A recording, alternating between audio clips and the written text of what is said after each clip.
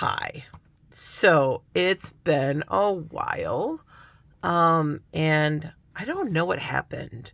I had footage, that was, the finishing of this book, and I don't know what happened to it.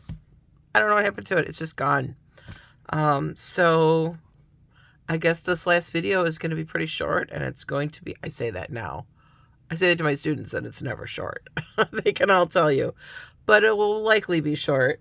And it's just going to be a walkthrough of this book. So I guess without any further ado, here we go. It's been a long time in the making. It didn't take me that long to make this book. It's been a long time for me to make these videos, though, for sure. And now here's the payoff. So I'll show you the outside. And we finished this last time in the last video you saw. So all of this got glued down. This may have gotten bent a little bit, but it's holding. No, it's all right. It's holding good. It's all glued down. I used, again, mostly Fabri-Tac for the glue on most things. And it's all holding up. This has been, I know, quite a while ago that I made all this stuff. So I'll just kind of turn it on its side. If you remember, I did end up leaving this tassel. I'm still not 100% sold on it, but here it is. It still exists. I left the back blank. I just couldn't decide on any one thing that I wanted back here, so I just left it kind of plain. I could still always add something if I wanted to. Here are my dangles on the edge. I've got little charms, this little tassel. I got a gear, a little camera, and of course these are all clipped. I opted to not put another charm on the end here. I could always go back and put another one on. And then of course I've got dangles on the spine here, on the edges of the pages here with these beads. So let's open it up. If you remember last time, I put this key on this chain, and it holds on here pretty good. I've been turning this all around, but it's just got a little loop, and that little loop just kind of hooks on this little hitching post, and that's what holds the book shut. And this is nice. So when it sits up like this, it's upright on a shelf or whatever, right? The weight of this key kind of holds it down, and I think it's really cute. I think it's really nice how it all came together. And then it just pulls off very easily like that, and we can get into our book. So this is the paper I bought. Oh yeah. Oh yeah, I remember buying this paper. This is what we were waiting for in the last video, as we were waiting for this paper to come in. Bought this again from Hollanders. There'll be a link in the description to Hollanders if you're interested in checking them out and checking out their wares. Highly recommend.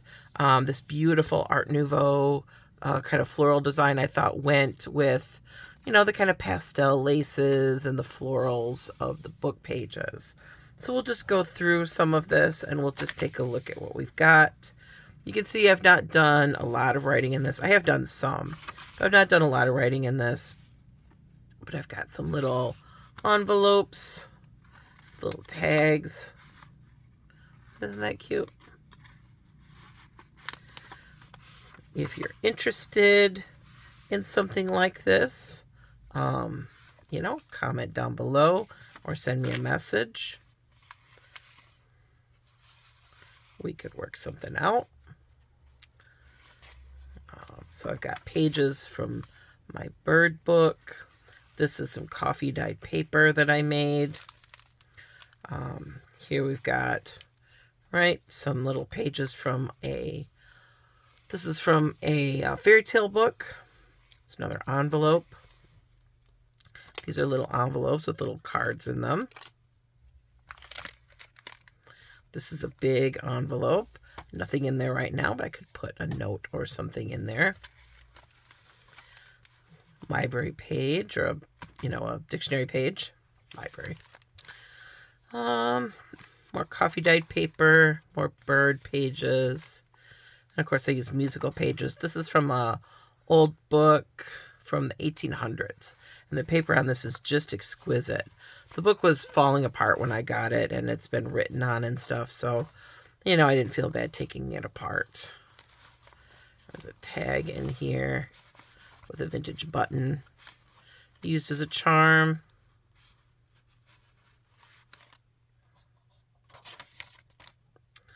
This is some stationery a friend gave me. It's beautiful laid paper with these gorgeous little stamps or little woodblock prints on them. And then that's the end of the first signature. Second signature starts with some more music paper. This is more recent music book. This one's probably from the mid 20th century. There's some fun old folksy tunes in it. Again, the book was really badly damaged. In general, I don't take apart books that are in good shape. I take apart books that are in really bad shape in some way. The pages are eaten up. Like you can see, this has got really bad worm damage to the pages, right? I don't like to take apart books that are in good shape. I just struggle with that. Which means I have an accidental collection of vintage books that I bought intending to take them apart, and I was just never able to. More coffee dyed paper. I'd like to get into more paper dyeing, using avocado pits and different things to get different colors of paper, onion skins, that sort of thing. There's another one of these with some tags. Try not to pull everything out because I don't want this to be 5 hours long. It worked in here a little bit. Just adding in some. These words are from these books as well. This is from A Telling of Snow White and the Seven Dwarfs. This is from a pad of paper that I got at an estate sale or something. I can't remember where I got it. You know, people ask me where I get my stuff. I find it everywhere. I just constantly am looking. Here's our bookmark that we put in. I'm just always looking for stuff that I think is interesting, that inspires me, that's visual. Sometimes I keep it around just for a visual aid. Sometimes I keep it around to use. You can see some of these pages I did some stitching on with my sewing machine, just for another visual element. This book is largely blank, though. There's lots of space to write in and lots of spaces to journal in, which is what I plan to do with it. This has got a little reveal, so it ends up being a little tuck spot. You could tuck some stuff up under here, some secret notes or whatever. Some yellow legal paper. These are tags with fabric collaged. So I think I've got, what is this, cardstock as a base, and then there's some coffee dyed paper, and so you could write on that side, and then there's some fabric scraps collaged together. I was really experimenting with different fibers and different fabrics in this one, so I'm using a lot of these old vintage laces, using some of my stamps on these tags. I bought a package of these little tags. I have so many of them, y'all. I have like a lifetime supply. I will never run out. I have a lifetime supply of just about everything. It's amazing how much there is in this world. You know what I mean? There's so much stuff in this world that we really don't need to be making more stuff. We could just go to the thrifts forever and like fill our homes with stuff. Very few things should we really be manufacturing anymore. This one, for me, is a little controversial. I went a little out there with this one, and I have mixed feelings about it, but it's very pretty, but it's also very bulky and very kind of odd. But yeah, it's kind of hidden. There's this little hidden message. I'd love to kiss her all night. It's hidden and secretive behind all this glitz and glamour. Evidence tag. I think this is from a Tim Holtz kit.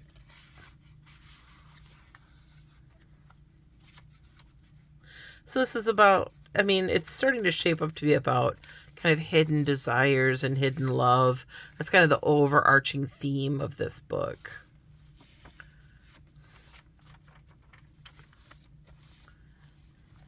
Of course, you know, but it could be about anything you want it to be. Aren't those sweet? These are little tags that I got. Little, like, they were for flower arrangements, but they're vintage. They got beautiful little pictures on them. A whole bunch of these that I acquired somewhere. I think that's Tim Holtz. Another little dangle. This is a Raggedy. This is from Nick the Booksmith. This is her idea. And it's just like a stiff piece of like canvas board. It's collaged on one side for decorative purposes, but the other side is just left plain so that you have a stiff writing surface. Because sometimes these books can be kind of lumpy with all this stuff in them. And so here you have a writing surface that you can move around from page to page, and you can have it behind whatever you're working on, so that you don't have to worry about puncturing through with a pencil and ruining your page or whatever. So I really recommend, if you make these kinds of books, I really recommend putting something like this in there so that there's a stiff writing surface that's movable.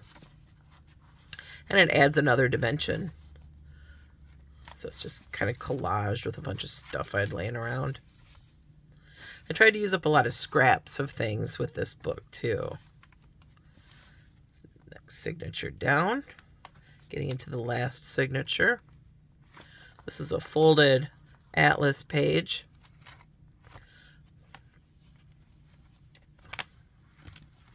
This is the front page of a greeting card. And I've got a bunch of these glassine envelopes, and there's another one of those little tags in there that's for a gift card for a bouquet from a florist shop. So it's very pretty. It's very pink and turquoise. Yeah. Very colorful, lots of texture. So it's fun to just page through as is. You know, a book like this, you could paste stuff inside and just use it as a lookbook. Just collage things inside. You could write inside it, you know, and tell all your secrets. You could just look at it as is. This is, oh yeah, this is held down with a magnet. I remember how it goes. Yeah, like that. So it's magnetized, so you can write on it and then fold it up. So it's a real princess under the mattress. It's kind of grim, isn't it? More of those. Some pretty lace. I think this is almost all of this. I used up some of my laces. I think this might be the last of this yellow. What you see here is what you have. So it's a good way to use up little scraps of things. You know, little odd bits. There's another envelope. There's something inside this one. Oh, yeah. And I left this one open, so I didn't glue it shut.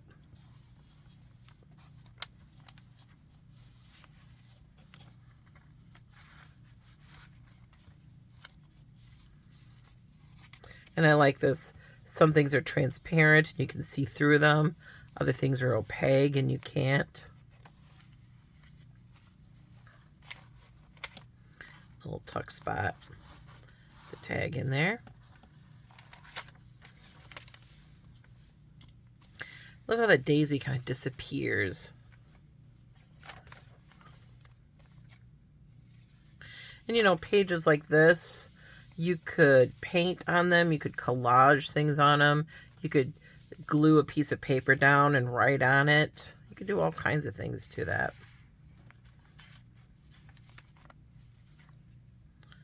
Like this interaction of these flowers and these fairies. This morning I discovered it kept me awake. Just these little cryptic messages that you can read so much into or nothing, you know, like it's open to interpretation. Well, this is something I made a long time ago. I'd seen a tutorial for these. Boy, I can't remember where now. Probably Nick the Booksmith or somebody like that, or Artie Mays. But isn't that cute? It's like a little portfolio. And that's Tim. It's all Tim Holtz paper. And then that's, I think those are a coffee dyed paper, I think. And then there's these little tabs that you can pull up. Cute. And so I made it a long time ago, and it was just kind of sitting out, and I was looking for something to tuck in here, and I thought, that's it. That's what needs to go in there.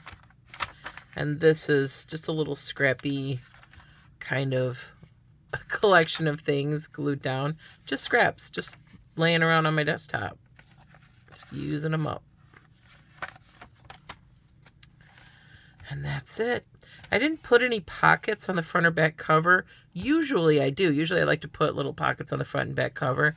I chose not to this time because A, I really wanted to showcase this pretty fabric. And B, this book's already pretty thick and chunky. So I didn't want to add to that chunkiness any more than I already have. And then when we're done, we just close it up. And it can go on our shelf. And it's just a decorative item just as is. Nobody would know that all of our secrets are inside here. That's it. That's our walkthrough. So there's the culmination. I hope that was worth it. I hope that was worth the wait. All those hours of video, the years it took me to finally put them up and finish them. That last video, it was 4 hours of video, and I just couldn't make myself sit down and edit it for just the longest time. And then finally the other day I was like, you know what? I'm doing it. I'm just getting it out there, and I'm just getting it into the world. So hopefully it won't take me that long to get this video up. It shouldn't. This is short, sweet, and to the point. Hopefully you liked this. Like, subscribe, share, all that good YouTube stuff. That really does help me. You know, we're growing slowly. I'm almost to 300 followers now, subscribers, which is really exciting. I'd really like to get to 300 this year. That would really bolster my spirits. So, you know, do what you can. Find me on Patreon. Find me on Blue Sky. Find me on Facebook at Sherry Make Stuff. Instagram. I don't post there a lot, but I do post. And I'll see you guys in the next one. Bye.